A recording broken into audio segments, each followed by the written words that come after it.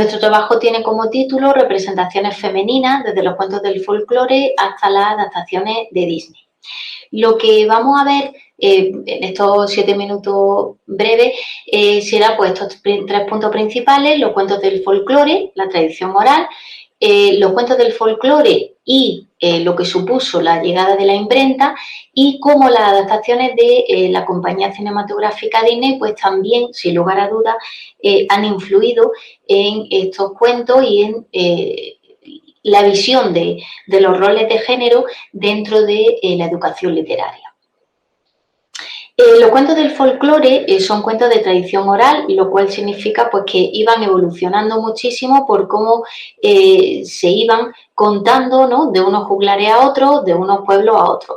De esta forma se iban adaptando a los diferentes gustos de las sociedades. Lo que es cierto es que los cuentos que nos han llegado hoy en día son una representación muy, muy pequeña de los cientos y cientos de cuentos del folclore que había en la cultura campesina europea. De hecho, estos cuentos, que venían de una clase social humilde, ya que lo que reflejaban eran sobre todo las preocupaciones de las clases bajas, eran cuentos que tendían a ser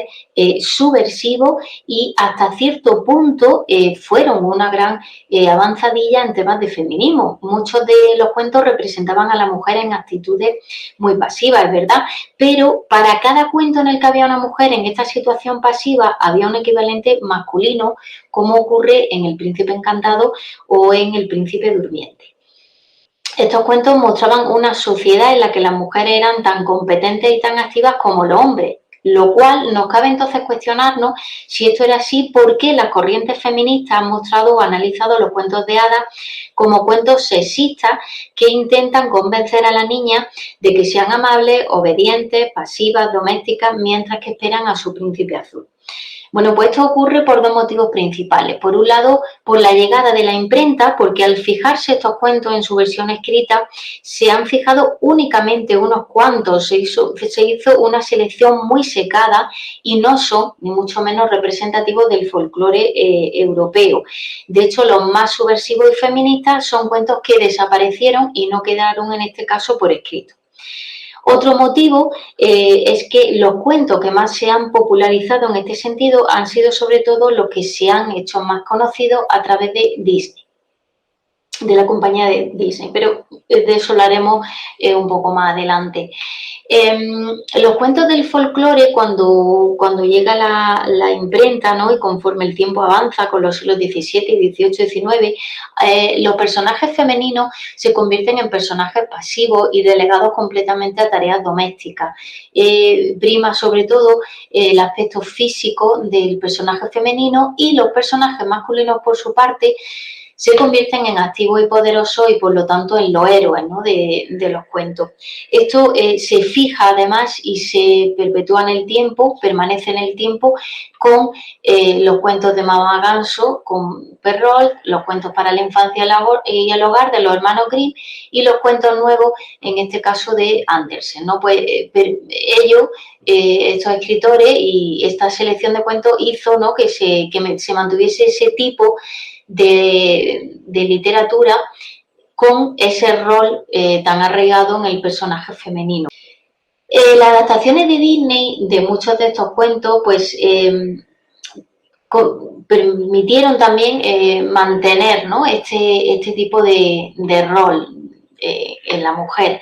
En este caso, pues vemos, por ejemplo, en Cenicienta, que el principal rol de la mujer es ocuparse de las tareas domésticas, se mantiene por lo que ocurre con Blancanieves. Las mujeres, además, son esencialmente malas y, por lo tanto, entre ellas siempre va a haber rivalidad y enemistad, como ocurre con la hermanastra de la Cenicienta. Y además el principal objetivo de la mujer es encontrar a su príncipe azul y casarse, como ocurre en La Bella Durmiente, donde la protagonista permanece la mayoría del cuento, la mayoría del tiempo en el cuento permanece dormida hasta que la despierta el príncipe azul. Y en La Sirenita también vemos que, bueno, pues se mantiene ese rol en el que lo único por lo que una mujer debe preocuparse es solo y exclusivamente por su belleza. Pero bueno, es cierto que ha habido una evolución, en este caso, pues las adaptaciones de los cuentos de Disney y hasta qué punto podemos cuestionarnos ha evolucionado Disney al respecto. Bueno, pues aparecen personajes femeninos como los que se muestran Brave y Mulan, Mulan por ejemplo que es anterior, de 1998, en las que ya no aparece una mujer amable, obediente, pasiva, doméstica, que espera a su príncipe azul, sino que es todo lo contrario, no es obediente, como ocurre por ejemplo con Mulan, no es pasiva, no son pasivas, como ocurre con ambas, con Brave y Mulan, se convierten en las protagonistas en las que no priman esos roles de género que se derivan de estos cuentos que hemos dicho del folclore. Y aunque puede aparecer el príncipe azul, no es el motivo, ¿no?, principal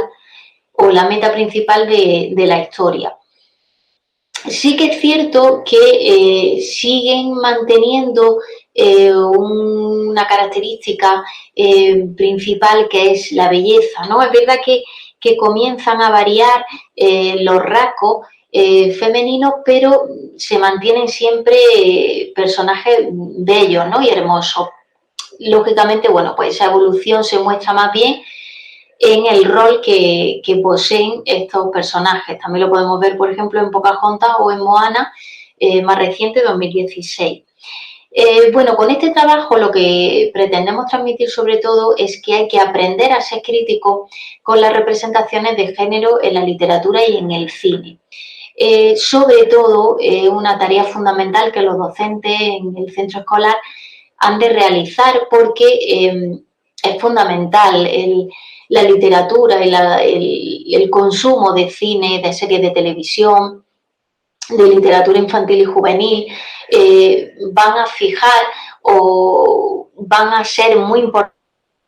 y para pues ese aprendizaje de la niña y del niño, ¿no?, y del adolescente. Posteriormente vemos, por ejemplo, en pantalla, pues cómo no, la imitación de ese niño de lo que está viendo en televisión. Bueno, a continuación mostramos la bibliografía que hemos utilizado para nuestro trabajo y, por supuesto, quedamos a su disposición para cualquier comentario, cualquier cuestión que tengan acerca de nuestro trabajo.